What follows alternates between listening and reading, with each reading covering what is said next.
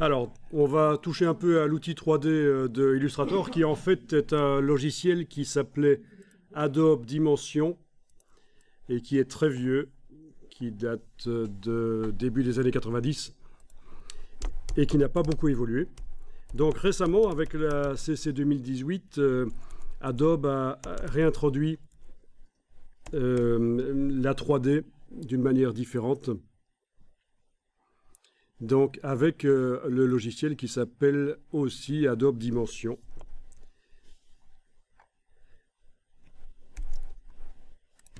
Et voyez un peu ce que ça donne. Ça peut être sympa pour placer un produit dans un décor, un produit 3D.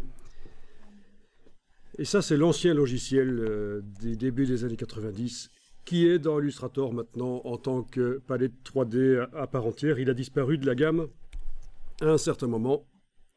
Donc, ici, on n'a pas la version 2018, donc on va rapidement voir comment s'en sortir pour faire un peu de plaquage sur des objets 3D dans Illustrator, mais comme je le dis à chaque fois, c'est extrêmement mauvais et vous avez intérêt soit à aller vers le logiciel Dimension de Adobe, le nouveau, soit à travailler dans Blender par exemple.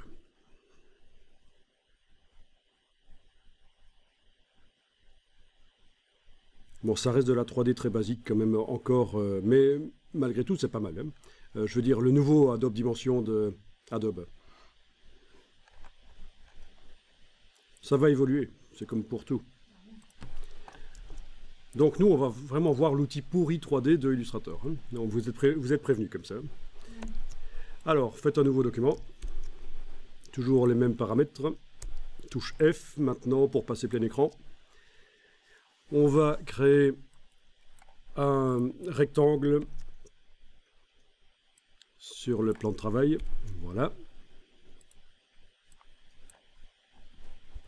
Il ne faut pas qu'il ait de contour parce que ça va faire un enrobage de cette couleur-là sur l'objet et ce qu'on plaque dessus ne se verra pas. Donc, évitez d'avoir du contour. Par contre, comme couleur de fond, vous allez pouvoir choisir une couleur pas trop foncée. Je vais aller dans le nuancier, mettre une couleur que je pourrai changer par la suite.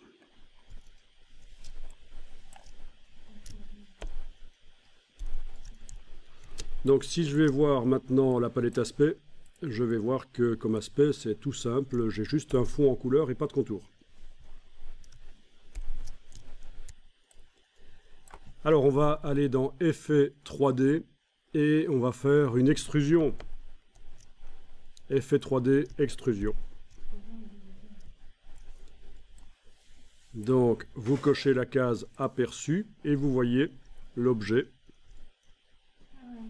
Là, je vais cliquer sur OK pour pouvoir zoomer en arrière parce que j'aimerais le voir d'un peu plus loin. Pour retourner dans les paramétrages 3D, je ne retourne surtout pas dans le menu Effet 3D. Non, c'est ici, quand l'objet est sélectionné, je clique sur le mot extrusion et biseautage. Je coche la case aperçu et voilà. Alors vous avez ici la profondeur d'extrusion, vous pouvez augmenter la profondeur de manière à faire une boîte de l'aspect que vous voulez.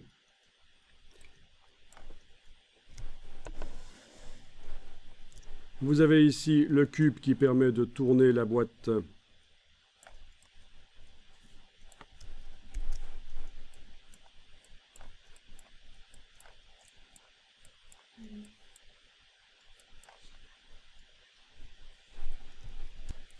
Vous avez ici la possibilité d'ajouter de la perspective.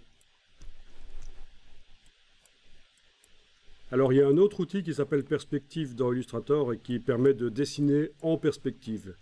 Mais ce n'est pas de la 3D. Il faudra que je vous en parle parce que quand on l'enclenche, c'est en fait la grille ici.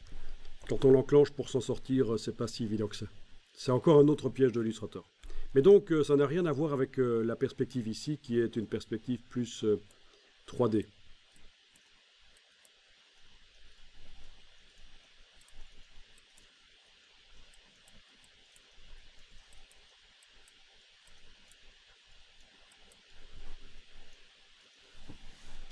Vous pouvez cliquer sur OK, comme ça, ces paramètres-là sont déjà inscrits On peut encore changer la couleur du rectangle, bien sûr.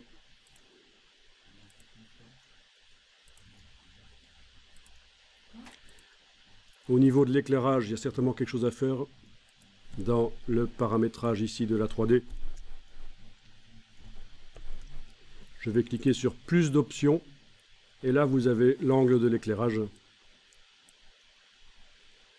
l'intensité lumineuse, la lumière ambiante, vous pouvez toucher à ça.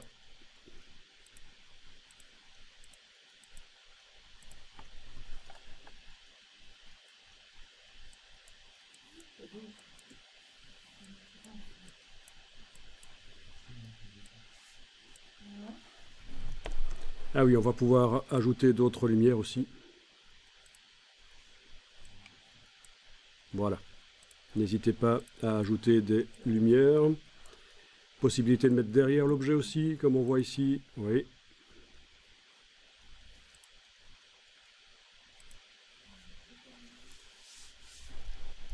Encore une fois, je clique sur OK, comme ça ces dernières modifications sont inscrites dans l'aspect là. Et oui, si je veux stocker les différents aspects au fur et à mesure que je le crée, vous avez toujours la palette des styles graphiques, menu fenêtre style graphique, et vous pouvez cliquer régulièrement pour créer un nouveau style graphique. C'est un espèce de backup de votre paramétrage 3D.